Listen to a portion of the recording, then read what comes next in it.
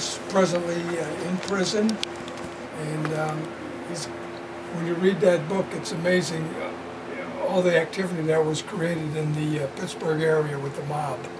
Is it true, Russ, that a lot of the mob characters or their descendants or their offsprings have gone on to work in legitimate businesses and become legitimate business people? Well, that is true because Rick's uncles and grandfather during the 30s and the 40s, they were fighting the Leonardos and the Porellos over the sugar cane. Rick's people were mobsters? Yeah.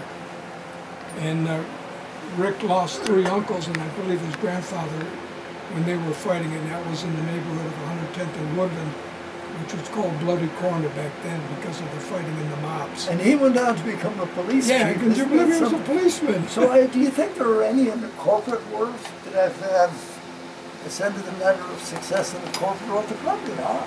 I wouldn't doubt it.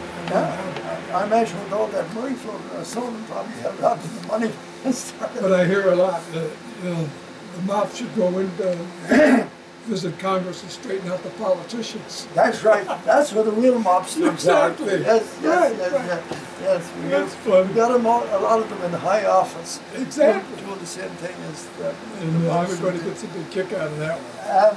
When do you think we're going to have him on? I know he's very busy. I would say probably maybe after the holidays. Yeah. So the book, that's one of the characters in the book, Hinkle.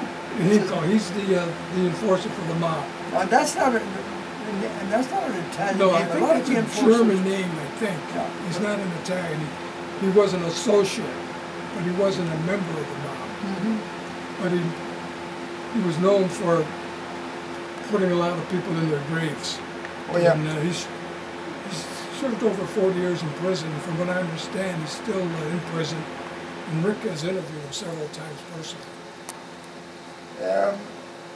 How many people would you say died overall? I wonder if Rick knows this. How many people died in the Cleveland area from mob activities? We'd say from the time of the Prohibition all the way until Danny Green died in 1977, I think.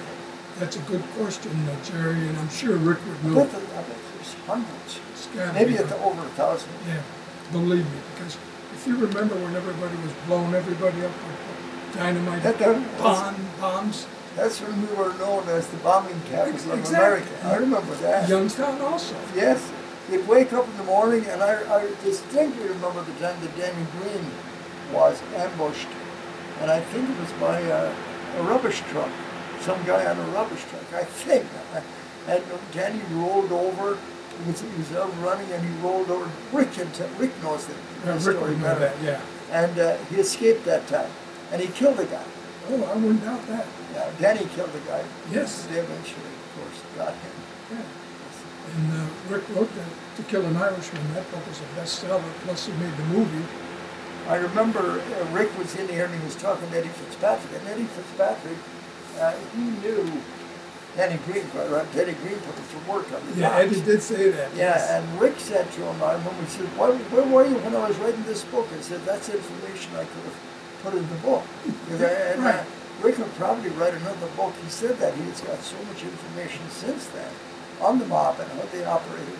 But I still find it hard to believe that the mob can disappear as they have. You never hear anything about it anymore, hardly anything. You're right. Today we just don't. I think maybe because it's different, and today it's with all the sophisticated crimes and with the high tech today, it's kind of hard, I think, to get away with the way they did back then with all the murders and maybe like you said, maybe they've all moved to Washington, D.C.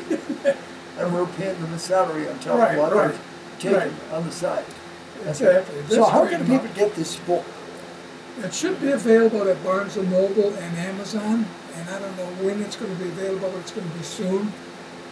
It's called, the name of the book is There's More Bodies Out There by Rick Porello. Correct. More riveting than fiction, emotionally alluring, vividly frightening, Midwest Book Review said about this book. It looks to me like a nice read. You're giving me this. I'm going to start reading it when I go home today. And hopefully by the time Rick gets here to talk to us, I'll have read the book. One of the things that I always look at is look at the index and where the references are. Oh, there's tons of them. I don't know. He knows more people. It's unbelievable. Yeah, like the newspapers, he says here that he referred to the Pittsburgh Press, the Pittsburgh Post-Gazette, Intelligencer Journal, the Times Tribune of Scranton, and the Philadelphia Inquirer. Boy, that's Scranton, I'll tell you something. We should be suspicious. I wonder if the name of Biden is in there anywhere. It's Scranton. Yeah, he always talks about You know, my relatives, Scranton. I got tons of relatives in Scranton. It was the coal industry in Pennsylvania. All the Clark family. Exactly. We have loads of them in Scranton. In fact, one of our family was a priest in Scranton, Father Leo Granahan. Oh, okay. Yeah, he used to administer to all the people that come here, bombing victims. I don't know, I'm only joking about that. But anyway, the book is called There's More Bodies Out There, and it's by Rick Porello, and it's on, if you're looking on the computer, it's Next at Press, LLC. That's you can bring up Rick's name in it. Yeah, probably a lot Rick of information. Yeah, great. But you see if you can get him in here, we can talk in more. Will do, and thank you very much for the invite, Jerry. Here's a great song. I know GC